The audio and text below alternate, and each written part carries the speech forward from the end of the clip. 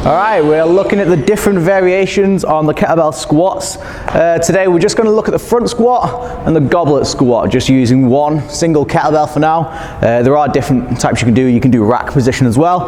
We'll do that later. So front squat is with a single kettlebell. The idea of a front squat is that the weight is actually resting against your chest or your sternum like a barbell would.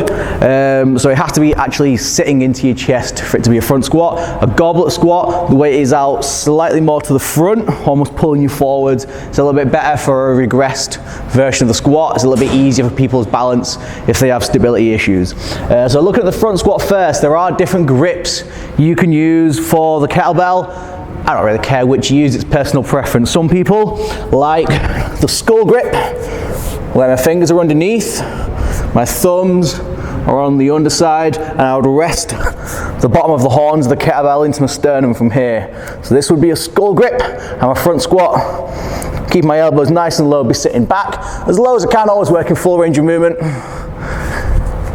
Keep my knees out, so my elbows should sit on the inside of my knees. I'm keeping my chest up, so I'm just looking over the top of the kettlebell, lifting chin first, to drive up the weight from there. So that is a front squat because the weight is resting into my chest. If that is not comfortable for you, you can hold it side of the horns, resting the actual bell of the kettlebell against you. That's fine, no problem. Or you can turn it sideways on with the horns going out to the front. I don't really care which you use. Whichever is more comfortable is the one you should use. A goblet squat is where we hold the weight out to the front slightly. So for that, slightly better for shoulder stability if you want to work shoulder strength while you're doing your squats. A little bit weaker as a movement, so you won't be able to squat as heavy with this one.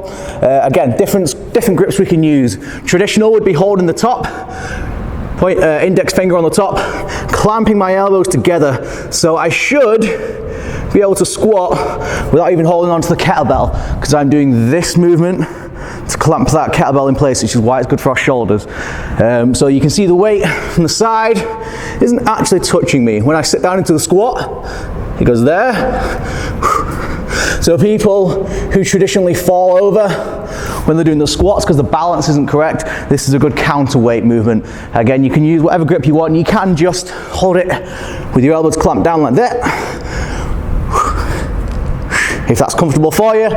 Again, not really fussed about which grip you use, completely personal preference.